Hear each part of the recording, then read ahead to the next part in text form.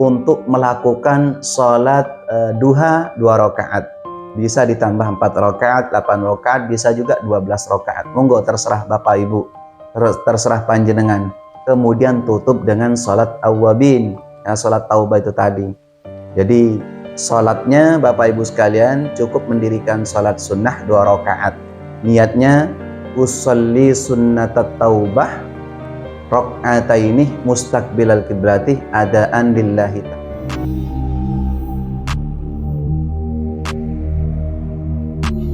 Assalamualaikum warahmatullahi wabarakatuh. Bismillah walhamdulillah wassalatu wassalamu ala rasulillah wa ala alihi wa sahbihi wa mawala la hawla wa la quwata illa billah amma ba'd.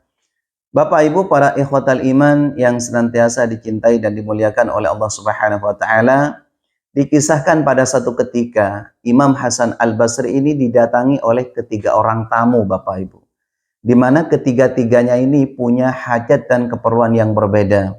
Orang yang pertama mengatakan, "Ya Syekh, saya seorang petani, punya banyak ladang, tapi setiap kali saya menanamnya, setiap kali saya merawatnya, selalu gagal ya Syekh. Bahkan tidak hanya gagal, ladang itu menjadi tanah yang gersang dan tandus ya Syekh. Bagaimana solusinya?" Lalu dengan secara spontan Imam Hasan Al-Basri mengatakan, "Akthirul istighfar." Lalu orang yang kedua pun berkata, "Ya Syekh, saya datang kemari punya hajat dan keperluan. Setiap kali saya buka usaha selalu gagal ya Syekh. Jadi rizki saya itu agak mampet, agak susah ya Syekh. Bagaimana solusinya?" Lalu Imam Hasan Al-Basri pun mengatakan, "Akthirul istighfar." Perbanyak membaca istighfar. Jadi jawabannya sama seperti jawaban yang pertama. Dan orang yang ketiga pun mengatakan kepada Imam Hasan Al-Basri, "Ya Syekh, saya juga punya hajat dan keperluan kepada Syekh. Saya mau bertanya, saya sudah lama berumah tangga ya Syekh. Bukan hanya berbulan-bulan tapi bertahun-tahun. Nah, sampai saat ini tidak kunjung dikaruniai seorang keturunan. Tidak dikaruniai seorang putra ataupun putri ya Syekh. Bagaimana solusinya? Karena saya sudah beberapa kali melakukan syarat, ikhtiar dan segala macam." Lalu Imam Hasan Al-Basri pun mengatakan, "Akthirul istighfar." Jadi Imam Hasan Al-Basri mengatakan, perbanyak membaca istighfar. Jadi jawabannya itu sama, mulai orang yang pertama, orang kedua dan orang yang ketiga, yaitu akthirul istighfar. Lalu jemaah yang lain pun bertanya kepada Imam Hasan Al-Basri, "Ya Syekh, kalau boleh tahu kenapa ketiga orang itu tadi jawabannya sama ya Syekh? Yang pertama mengeluh masalah, seorang petani mengeluh masalah ladangnya yang tandus dan gersang, tidak pernah berhasil. Jawabannya akthirul istighfar." Syekh mengatakan perbanyak membaca istighfar. Kemudian yang kedua, tamu yang kedua mengatakan, "Ya Syekh, setiap kali saya buka usaha, setiap kali saya mencari pekerjaan selalu sulit, bahkan tidak jarang gagal." Lalu Syekh juga menjawab, aktsirul istighfar, perbanyak membaca istighfar. Dan yang ketiga jawabannya juga sama. Di mana tadi orang yang ketiga itu mengatakan bahwa udah lama berumah tangga tapi tidak tidak kunjung dikaruniai seorang keturunan. Tidak diberikan seorang putra atau putri. Jawabannya dari Syekh juga sama, yaitu aktsirul istighfar, perbanyak membaca istighfar. Lalu Imam Hasan Al-Basri pun mengatakan kepada jemaah yang lain, "Ara'aita qala rabbil alamin." Apakah kamu tidak pernah mendengar firman Allah Subhanahu wa taala dalam Al-Qur'anul Karim? Allah mengatakan, "Faqultu astaghfiru rabbakum innahu kana ghaffara." Maka perbanyaklah membaca istighfar, memohon ampun kepada Allah, karena Allah sesungguhnya Maha Pengampun, Maha Pemberi maaf. Bahkan dalam ayat yang lain Allah menyampaikan, "Wa yursilis samaa'a 'alaikum midrara." Ketika kita sering memperbanyak membaca istighfar, sering memperbanyak memohon ampun kepada Allah Subhanahu wa taala, maka niscaya sekat akan dibuka oleh Allah Subhanahu wa taala. Kemudian pintu rahmat akan dibuka dan diturunkan kepada kita Bapak Ibu. Wa yumditkum bi amwalin wa banin. Jadi ketika kita memperbanyak membaca istighfar, memperbanyak memohon ampun kepada Allah, yang tadinya tanah yang gersang, yang tandus, kemudian yang usahanya sering gagal, bahkan tidak dikaruniai seorang keturunan pun, insya Allah semua akan dikabulkan oleh Allah Subhanahu wa Ta'ala. Dengan syarat kuncinya memperbanyak membaca istighfar. Nah, dari kisah singkat yang sudah saya sampaikan tadi, Bapak Ibu, lalu apa yang patut kita jadikan pelajaran penting? Nah, melalui konten singkat ini, melalui video singkat ini, saya ingin berpesan kepada khususnya para calon tamu-tamu Allah, yaitu jemaah umroh ataupun jemaah haji yang nantinya mendapat panggilan dari Allah Subhanahu wa Ta'ala, bisa sampai di dua tanah suci Mekah Madinah. Sesampainya di dua tanah suci, maka sempatkan untuk melakukan salat taubah. Bahkan sering-sering melakukan salat taubah, karena salat taubah itu tidak dibatasi Bapak Ibu.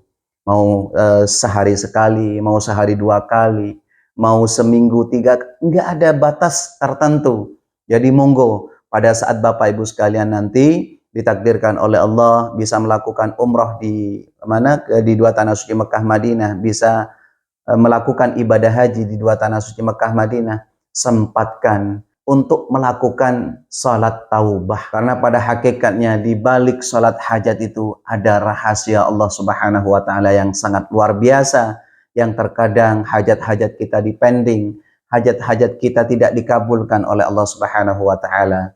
Sehingga dengan memperbanyak membaca istighfar, dengan melakukan salat taubah, ya, karena tidak menutup kemungkinan kita selaku orang awam mungkin tiap hari kita selalu menumpuk-numpuk dosa, berbuat maksiat, maka dengan melakukan salat taubah, insya Allah dosa-dosa kita itu akan dihapus, diampuni oleh Allah Subhanahu wa Ta'ala. Karena ibarat debu menempel ke kaca, menempel ke cermin, jika kita membiarkan itu debu Bapak Ibu sekalian berlarut-larut, berbulan-bulan, bertahun-tahun, bisa jadi debu itu berkarat. Akan tetapi kalau debu itu kita usap tiap hari, ketika ada debu sedikit nempel, kita usap lagi. Setiap kali debu menempel, usap lagi, dan seterusnya. Insya Allah penghalang, hijab itu akan dibuka oleh Allah Subhanahu wa Ta'ala. Sekat akan dibuka. Bahkan baginda Rasulullah Sallallahu Alaihi Wasallam pun menyampaikan dalam beberapa hadisnya.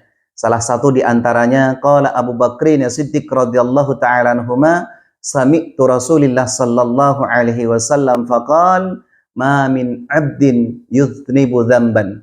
Kata Rasulullah sallallahu alaihi wasallam, yaitu seorang sahabat Abu Bakar mendengar baginda Rasulullah menyampaikan, jika ada di antara seorang hamba, jika ada di antara seorang umat manusia yang terlalu banyak dosa kepada Allah, terlalu banyak maksiat kepada Allah, maka fayuhsinu tahuran, maka bersucilah, mandi dengan bersih-bersih, kemudian ambil air wudhu, ya kan? Maka kata Nabi, thumma yakumu fayusalli rak'atain. Apa kata Rasulullah? Setelah kalian sudah mandi, bersih-bersih, ambil air wudhu, lalu kalian mendirikan salat sunnah 2 rakaat. Summa astaghfirullah ghafarallahu lahu. Maka sesungguhnya Allah Maha Pengampun dari segala dosa. Nah, terkait dengan apa yang sudah saya sampaikan tadi, Bapak Ibu sekalian, hadisnya sudah juga jelas, kemudian ayat-ayatnya sudah jelas. Oleh karena itu pesan saya Bapak Ibu sekalian pribadi, sempatkan ketika Bapak Ibu sekalian berada di tanah suci Mekah Madinah, lebih-lebih di Masjidil Haram, lebih-lebih di dekat Ka'bah, nangis kalau bisa Bapak Ibu sekalian setelah melakukan salat, langsung beristighfar kepada Allah, memohon ampun kepada Allah, akui segala dosa-dosanya, akui segala aibnya. Sehingga kalau kita sudah mengakui langsung kepada Allah aib kita, insya Allah aib kita akan ditutup oleh Allah. Hanya Allah saja yang tahu, tidak dibuka kepada orang lain. Karena ketika aib kita tidak ditutup oleh Allah di tanah suci, maka kelakuan buruk kita ditampakkan oleh Allah di sana Bapak Ibu. Sehingga orang lain pada tahu, bukan hanya orang Indonesia, tapi orang-orang luar pun juga mengetahui. Sehingga banyak juga kelakuan-kelakuan aneh dari para jemaah umroh dan para jemaah haji. Itu salah satu tanda mungkin karena enggan untuk memperbanyak membaca istighfar kepada Allah, enggan untuk mengakui kesalahan, dosa-dosa yang pernah diperbuat selama di Indonesia, Bapak. Nah, saya rasa Bapak Ibu paham ya sampai di sini. Lalu yang jadi pertanyaan, bagaimana cara pengaplikasiannya Pak Ustadz? Bagaimana cara mempraktekannya? Prakteknya itu seperti apa? Teknisnya seperti apa? Baik, insya Allah saya akan sedikit memberikan beberapa praktek atau teknis Bapak Ibu ketika panjenengan ada di dua tanah suci Mekah Madinah, baik di Masjidil Haram atau di Masjid Nabawi. Kita kan nggak selalu ada program dari travel ya kan.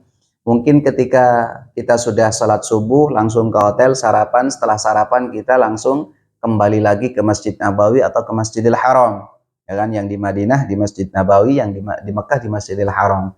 Jadi untuk melakukan sholat duha 2 rakaat. Bisa ditambah 4 rakaat, 8 rakaat, bisa juga 12 rakaat. Monggo terserah Bapak Ibu, terserah panjenengan. Kemudian tutup dengan sholat awabin, ya sholat taubah itu tadi. Jadi sholatnya Bapak Ibu sekalian cukup mendirikan sholat sunnah 2 rakaat. Niatnya usolli sunnatat taubah rakaataini mustaqbilal kiblati adaan lillahi ta'ala. Allahu Akbar. Enggak harus makmum Bapak Ibu, sendiri aja ya. Jadi sekali lagi niat salatnya usolli sunnatat taubah rakaataini mustaqbilal kiblati adaan lillahi ta'ala. Allahu Akbar. Ya, itu niat salat taubah. Dianjurkan rakaat pertama membaca surat Al-Kafirun. Itu yang pertama. Dan yang kedua surat Al-Ikhlas. Itu kalau panjenengan Bapak Ibu hafal. Ya, sering saya sampaikan karena surat Al-Kafirun ini kadang kalau nggak menguasai, jadi belum tuntas udah balik lagi dari awal gitu kan. Qul ya ayyuhal kafirun la a'budu ma ta'budun dan seterusnya. Itu surat Al-Kafirun. Yang kedua surat Al-Ikhlas, yaitu surat Qul huwallahu ahad, Allahus samad dan seterusnya. Saya rasa paham Bapak Ibu ya, itu untuk niatnya. Lalu waktunya seperti yang sudah saya sampaikan tadi, afdalnya itu kapan Pak Ustadz? Kalau bisa ya pagi ya kan. Nah, apa nggak bisa Ustadz misalkan setelah sholat maghrib atau setelah sholat isya? Bisa-bisa saja Bapak Ibu. Cuman kan ada waktu-waktu ada waktu-waktu yang masyhur, ada waktu-waktu yang memiliki nilai fadilah atau keutamaan yang luar biasa. Baginda Rasulullah juga pernah menyampaikan dalam beberapa hadis Muslim, an Zaid ibn al-Arqam kharajan Nabi sallallahu alaihi wasallam ala ahli Quba wa hum yusallun. Jadi pada saat itu baginda Rasulullah sallallahu alaihi wasallam pergi ke Quba, ke Ahlul Quba, lalu melakukan salat sunnah 2 rakaat.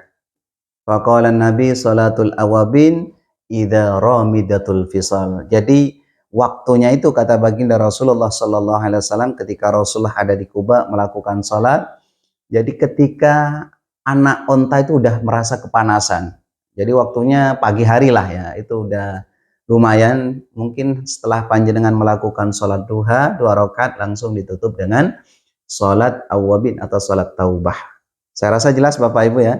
Jadi niatnya juga udah saya sampaikan. Kemudian waktu-waktu yang paling afdal, yang sangat dianjurkan oleh Rasulullah yaitu pagi hari.